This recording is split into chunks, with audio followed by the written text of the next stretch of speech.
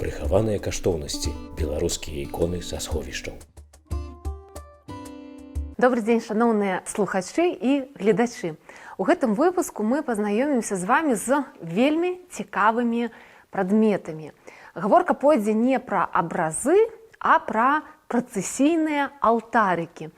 Можа быць, канешне, камусьці з вас знаёмыя такія рэчы, бо яны знаходзяцца і цяпер у некаторых касцёлах і некаторых цэрквах, але, як правіла, як паказвае практыка, і наколькі можна меркаваць па выказваннях наведвальнікаў нашага музея, яны не бачылі такія рэчы. Альбо камусьці зрэдку, вельмі зрэдку, гэта з'яўляецца знаёмым. Гаворка пойдзе пра фератроны. Фератрон – гэта тэрмін мастацтвазнаўчы, таму, можа быць, з такім паняццем мала хто сутыкаўся. Разам з тым больш знаёмае паняцце для абазначэння гэтага ж прадмета. Гэта працэсійны алтарык, вынасны алтарык, па-рознаму гэта называюць, сутнасць ад гэтага не мяняецца. Гэта тое, што было прызначана непасрэдна для працэсій. Гэта насілі.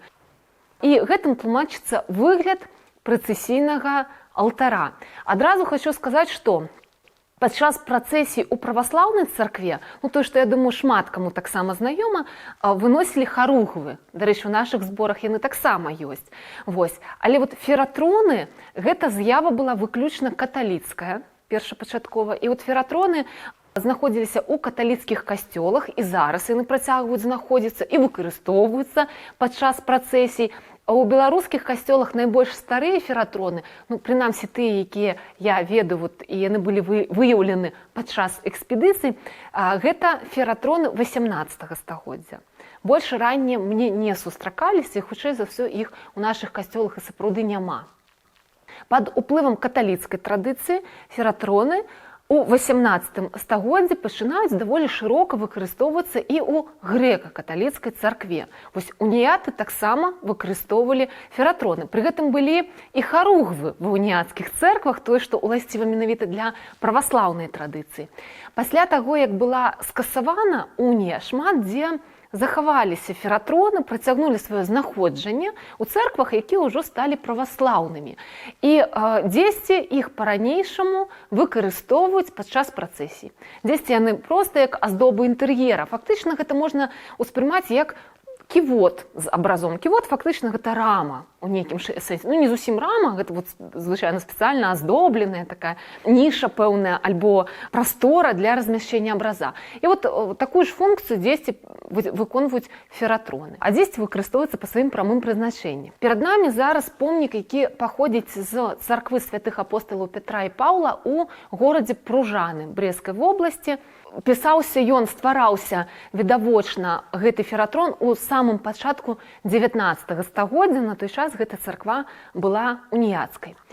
У чым асаблівасць фератронаў, здаецца, у параўнанні з харугвамі, яны такія вялікія, цяжкія, як жа іх насіць? Здаецца, гэта нязручна. Гэта здаецца, што ён не прызначаны для гэтых мэтаў. А на самай справе тут сапраўды ўсё вельмі прадумана.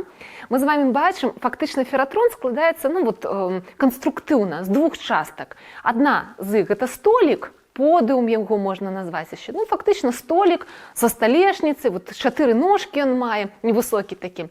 А другая частка гэта ўжо непасрэдна разьбяны дэкаратыўны картуш з абразамі. Выявы, дарэчы, тут з двух бакоў.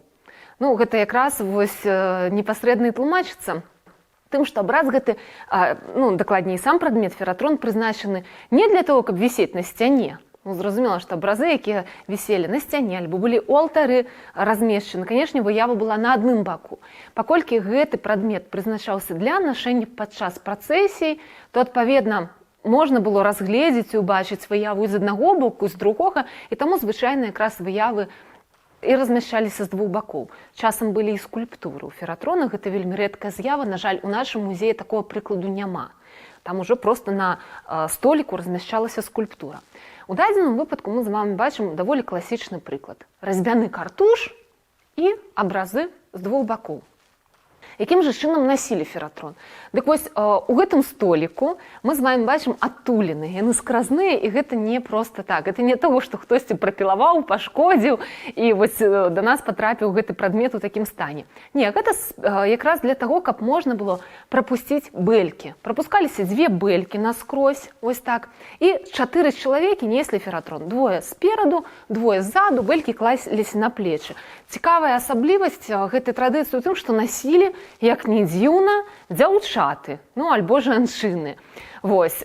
Хаця здаецца, што все ж таки тут патрэбна фізічная такая сіла, і здавалася б, што павінны гэта рабіць мужчыны. Не, традыцыйна гэта насілі дзяўчаты. У дадзеным выпадку, калі казаць пра канкрэтна гэты фератрон, тут выява перад намі святога Іосіфа, а на адваротным баку выява Багародзіцы. Часцей за ўсё у фератронах, калі разглядаць і тыя прыклады, якія дайшлі да нашага часу, і калі меркаваць па сюжэтах у фератронах на падставе архіўных крыніц, таму што пры апісанні касцёлаў і грэка-каталіцкіх цэркваў, напрыклад, 18 стагоддзя часта згадваюцца фератроны і адзначаецца, якія выявы ў іх.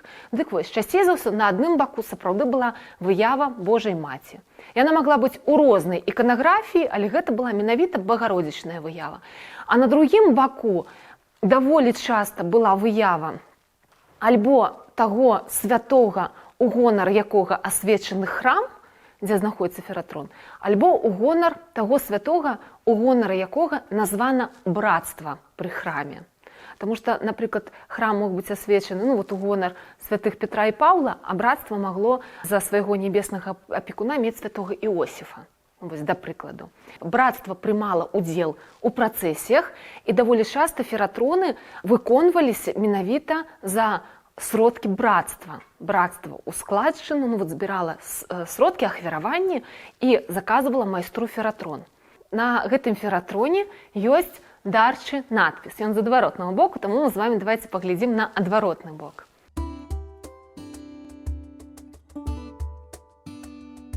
На адваротным баку фератрона з пружанаў мы з вами бачым цікавую выяву. Канешне, тут выказваліся розныя версіі адносна таго, хто тут увасоблены, якая святая, тому што часам, дарэчы, бывае складана паводле пэўных рысаў распазнаць, бо асаблівасць все ж такі традыцыі мясцовай, беларускай у тым, што майстры часам уносілі, ну, штосьці ад сябе, скажем так, і пры перадачы пэўных вобразаў, ну, вот не заўсёды яны захоўвалі пэўныя правілы адлюстравання таго ці іншага святога. Вось. Таму часам бывае так, што, ну, вот дыскусійна, хто ж там намаляваны. Але ў дадзеным выпадку, хутчэй за ўсё, канешне, тут намалявана Багародзіца, Божая Маці, і хутчэй за ўсё такой проста сціслай рэдакцыі прадстаўлены сюжэт без заганнай пачацці. Для гэтага сюжэту уласціва тое, што Багародзіца прадстаўлена адна, з лілеяй у руцэ. Найчасцей нас у поўны рост паказана, і стаіць яна на паўмесяцы. Пад яе нагамі, акрамя паўмесяца, яшчэ вот назіраецца сфера, і яна папірае д'ябла, так, вот, фактычна вот, увасобленага выглядзе змяі. У дадзеным выпадку, хутчэй за ўсё, сам фармат усё ж такі гэтага абраза, ну, вот, які быў абумоўлены тым, што гэта ўсё змешчана ў картуш, не дазволіла мастаку адлюстраваць такую выцягнутую вертыкаль, вось, вертыкальную кампазіцыю, і хутчэй за ўсё па гэтай прычыне, вот, як бы, скажем так, зрэзаў трошку, і таму яна тут не ў поўную рост прадстаўлена. Мы з вами бачым, што па сутнасці гэта выява пакаленная. Ну, тым не менш, вось яна размешчана на паўмесяцы і прадстаўлена адна, без Ісуса Хрыста на руках, тое, што ўласціва для сюжэту беззаганнае пачацце. На дадзеным абразе ёсць дарчы надпіс, ён напісаны на польскай мове. Йозеф Ефрамович спажондзіл те образы. На жаль, няма даты, і, на жаль, няма імя майстра, але мы ведаем імя дарыцеля. Увогуле, тут, канешне, можна паспрабаваць, пашукаць, гэта наперадзе яшчэ такая, можа быць, тут навуковая праца, это калі атрымаецца штосьці адшукаць у архіўных крыніцах пра гэтага чалавека, ведаючы яго імя і прозвішча. Гэта можна папрацаваць з метрычнымі кнігамі гэтай царквы, ну, раз гэта быў прыхаджанін гэтай царквы, ну, проста далёка не все у нас, канешне, метрычныя кнігі захаваліся. Вось. І, можа быць, атрымаецца, высветліць там яго гады жыцця, і можна прыблізна будзе штосьці такое меркаваць. Звярну ўвагу на тое, што на адваротным баку, куды мы толькі што з вамі глядзелі, прадстаўлены святы Іосіф. І тут у нас данатар, фундатар гэтага абраза, дарыцель, гэта Іосіф. У гонар свайго нябеснага патрона. Ён заказаў гэтыя абразы. І калі казаць не толькі пра абразы, таму што ўсё ж такі фератрон – гэта твор сінтэтычны. Ён спалучае ў сабе розныя віды мастацтва. Гэта не толькі жывапіс, але гэта і дэкаратыўна-прыкладное мастацтва, разьба дэкаратыўна ў дадзеным выпадку, то, канешне, тут звяртае на сябе ўвагу тое, што у такой народнай манеры, вось гэты яскравы, такі яркі каларыт, заснаваны на спалучэнні розных колераў, вось гэтая пышнасць, яркасць, тое, што ўласціва народным густам тут адлюстравана. У верхняй частцы над выявай Багародзіцы мы з вамі бачым манаграму, і гэта якраз застылізаваныя літары імя Марыя. На баку, дзе ў нас быў прадстаўлены святы Іосіф, у манаграме зашыфравана імя Ісуса Хрыста. Гэты манаграмы даволі шырока выкарыстоўваліся, канешне, і на каталіцкіх алтарных карцінах і ў цэлым у аздобе інтэр'ераў каталіцкіх касцёлаў, але таксама і ў грэка-каталіцкай царкве. Даволі часта іх можна бачыць і на абразах, і дзесьці ў афармленні прысценных алтароў, і ў цэлым у дэкоры храма. Прыхаваныя каштоўнасці, беларускія іконы са сховішчаў.